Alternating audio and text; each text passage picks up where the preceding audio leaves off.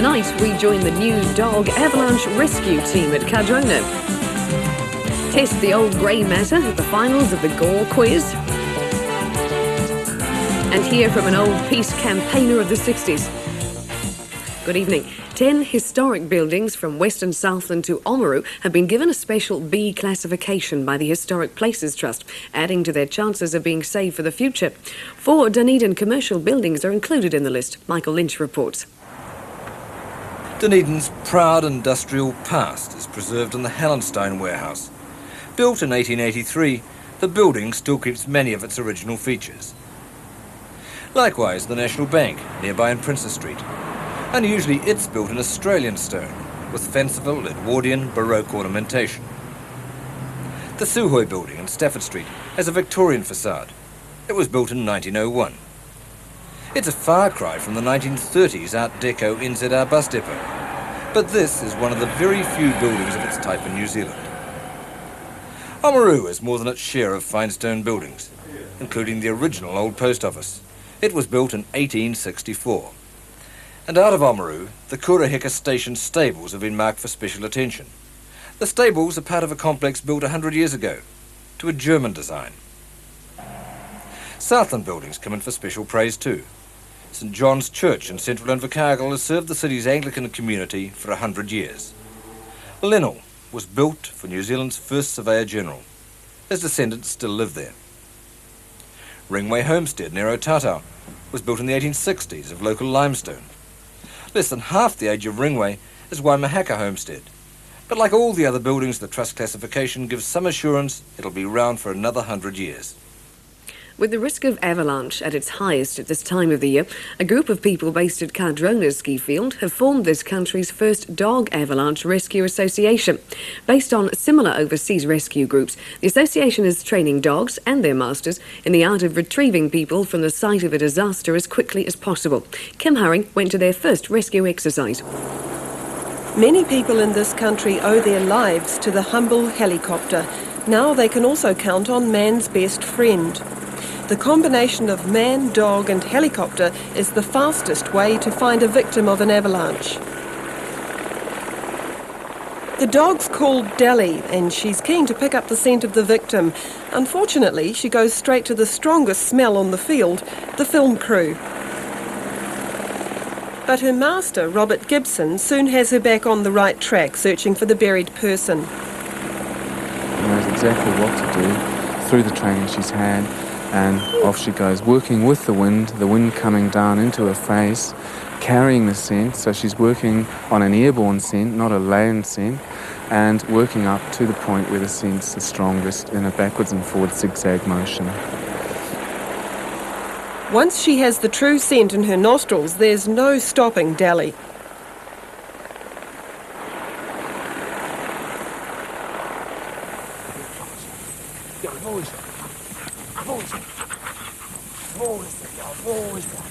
Deep under the snow, the first thing the victim is likely to see is the dog descending on him, and the rescue team is close behind.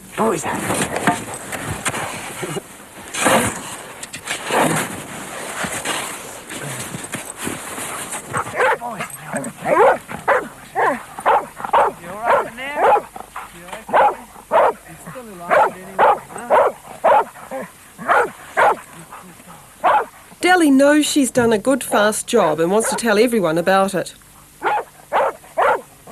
At the time an avalanche stops, a person trapped in it has an 80% chance of survival, but in the following hour that drops to a 40% chance, so speed is essential, and a well-trained dog has become as important as the helicopter or the men in the rescue team.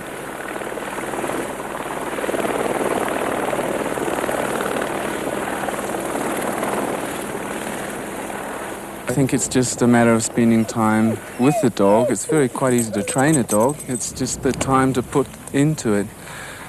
We actually started in Switzerland. I worked quite a lot with the mountain rescue there, actually working on a ski field and also in the summer search and rescue situation.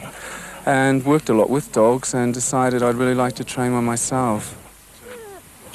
4.5-year-old Deli trained in an Austrian mountain rescue unit, and the Cardrona-based group would like a similar rescue system here. We have no such dogs available at the moment, only police dogs. These dogs can also, they are trained in earthquake search, which is classed as a catastrophe search. Also in open tussock blocks, forest search. So we really have a hard road to hoe ahead of us actually becoming recognised, I think, probably by the government departments and the use of dogs in national parks for search purposes. We saw how that one worked with Dally. As a first step in providing total dog cover for avalanche or earthquake disasters, Robert Gibson is training dogs and their masters, some of whom are totally new to the rescue scene. These jet-setting dogs will soon be training for helicopter travel, but until then they'll just have to take the lift. Quiz fever's becoming the talk of the South as more and more people go in for a night's brain-racking at their local. One of the fastest growing competitions is in eastern Southland, an area that last night held its grand final. Chris Bishop reports from the Croydon Lodge in Gore. The opening razzmatazz was more than just a bit of showmanship.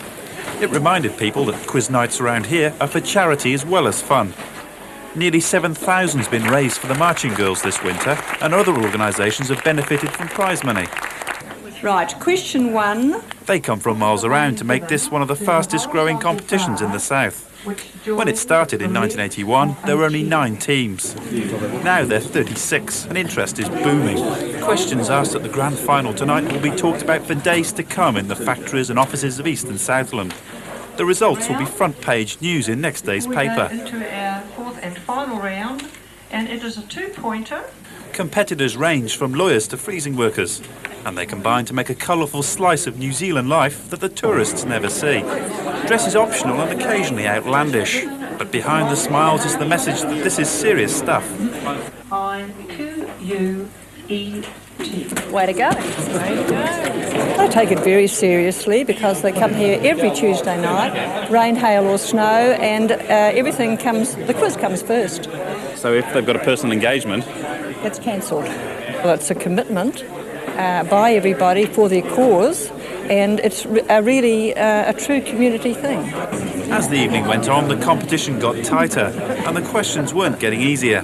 Who awards the Nobel Peace Prize? Name the group who awards the Nobel Peace Prize. It comes from Norway. It's an organisation which awards it, isn't it? Favourites and 5-time winners, St Mary's, were having to think a little harder than the rest at this stage, as they were well down the field. In the end, the crowd got what they'd travelled and waited 544 questions to see. Yeah, we'll get 3 to you. We'll give the bags to Jog. Yes. We'll get you small bags. And Exit will be getting their bags. 2 Gore teams were crowned joint champions and had just one more question to answer. I come from Auckland. I've only been down here a few months. And I struck this, and I think this is one of the most fantastic things I've ever struck. At last, came up and won. It was very nice indeed. It's all good social fun. Most enjoyable. As the celebrations got underway, all competitors vowed to be back next winter. In case you're wondering, the Nobel Peace Prize is awarded by the Committee of the Norwegian Parliament. Dunedin's Town Hall will be rocking tonight as 250 school children stage a concert for World Vision. Up front will be veteran performer Barry McGuire, maybe best known for his 1965 protest song Eve of Destruction. But the theme of tonight's concert is anything but pessimistic, as Jim Mora found out at rehearsals today. W.C. Fields wouldn't work with children or dogs because they upstaged him. Barry McGuire isn't the sort of man who'd care. He obviously loves children, sparking a rapport within seconds of meeting them. They think he's not bad either, and the combination will provide a good time in the old town tonight, just as it did last night in Invercargill. McGuire says working with his backing singers is unpredictable but great fun. You kick the chocks loose and everything starts roaring down the hill and you're just hanging on and there you go. So it's the most exciting thing I've ever done, work with kids. What do you think the children get out of it, a concert like this? Well, when you see them singing, you'd know. I mean, they get a memory that will last them the rest of their life. They said, this was the most fun I've ever had in my life, or this was the best day of my life, one little boy said, you know? So it's just a total thrill and a charge for the kids and for everybody in the audience. I mean, people leave the audience just shaking their head. They're going, oh, that was great. I didn't know it was going to be so good. And the whole tour has been that way. Barry McGuire may have been the gravel-voiced prophet of doom in 1965, but before that he was the rousing lead singer of the New Christie Minstrels. Tonight's show is definitely in that spirit, and as a result of it, some children and their families in Sri Lanka will have a better life. Today, the Dunedin children rehearsed a song that McGuire wrote himself 25 years ago, and in doing so they made it fresh again, infusing it with some sort of promise for tomorrow. Green, green, it's green they say, on the far side of the... Everybody sing, come on! Green, green, where the grass is green. One more time, come on, sing it now. Green, green, it's green they say, on the far side of the... Everybody singing, green, green. Everybody now. Well, I told my mama on the day I was born, don't you cry when you see I'm gone. You know there ain't no woman gonna settle me down, I just got it. All right, sing it out, give me a lot of volume. Green, green, dynamite, come on, do it again. To where the grass is green as still. Yeah, there ain't nobody in the whole wide world gonna tell me how to spend my time. Yeah, I'm just a good loving rambling man. Hey, buddy, can you spare me? Let's hear it. Sing it out now. Here we go. Green, green, they say. Over the hill, yeah. Green, green, where the grass is green. One more time we're singing.